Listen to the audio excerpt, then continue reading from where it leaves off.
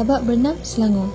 Di sini, saya akan membawa anda bersiar dalam sebuah tokoh Cina yang dikenali sebagai Tokoh Tin Hock Kong, iaitu tokoh yang tertua dan terbesar di Sabak Bernam. Jadi, mari kita ke Tokoh Tin Hock Kong.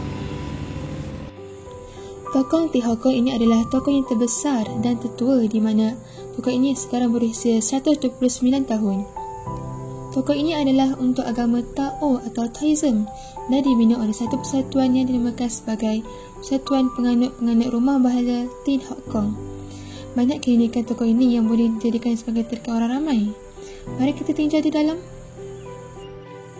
Tokoh ini terdapat 9 ekor ukiran naga. 9 merupakan angka terbesar dan naga pula sebagai tanda untung atau om bagi masyarakat Cina.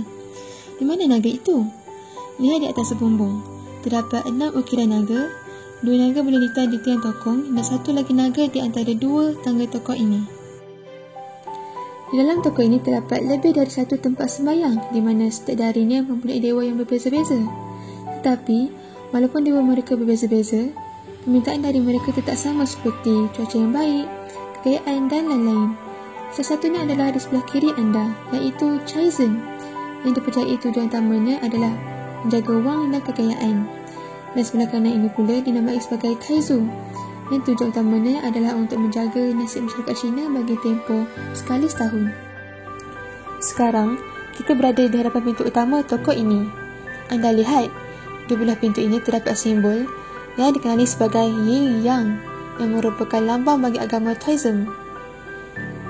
Lihat juga di pintu ini, terdapat lukisan 2 dewa yang digelar sebagai dewa pintu. Tujuannya adalah untuk menjaga pintu ini. Begitu juga dengan 2 singa di belah kiri dan kanan pintu tersebut. Mata dewa ini juga dipercayai akan bergerak, memerhatikan pergerakan mereka yang masuk tokoh ini.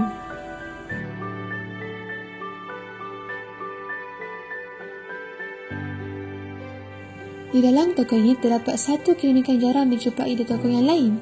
Jika anda perhatikan pada setiap batu-batu besar ini, terdapat serpihan berwarna putih. Serpihan putih ini adalah berlian yang membuatkan tokoh ini sangat unik. Berlian ini akan memancarkan cahayanya pada waktu tertentu saja. Sementara itu, ini adalah contoh upacara yang diadakan di dalam tokoh ini pada setiap tahun, iaitu sambutan perayaan Tiaf Gong Shen Kun. Upacara ini bertujuan untuk menyambut ulang tahun bagi penganut-penganut yang datang sembahyang dan meminta nasib di tokoh ini. Upacara dan sambutan ini diadakan 3 hari sekali setahun. Baru-baru ini, upacara ini diadakan pada 8 hingga 10 September 2020, iaitu ulang tahun yang ke-129. Ini juga adalah sejenis upacara untuk meminta keselamatan dan nasib yang baik. Selain itu, tepi tokoh ini terdapat satu tokoh kecil yang merupakan tokoh bagi salah satu dewa. Dewa itu digelar sebagai Datuk Gong.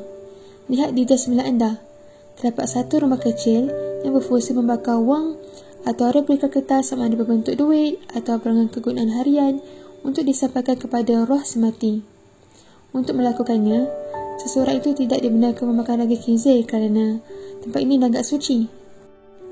Di hadapannya pula terdapat satu tempat yang di mana tujuannya adalah hanya untuk menggantung colok yang berbentuk seperti ikon ini. Kadang-kadang, upacara di setiap tokoh Cina terdapat banyak colok besar dan berwarna-warni. Anda mesti tertanya tentang motifnya kan? Colok ini fungsinya sama saja dengan colok kecil biasa. Ia berwarna-warni dan besar hanya untuk hiasan supaya upacara ini kelihatan lebih meriah. Tokoh ini terdapat satu pentas kecil yang berhadapan dengan pintu utama tadi. Lihat di sebelah kanan anda.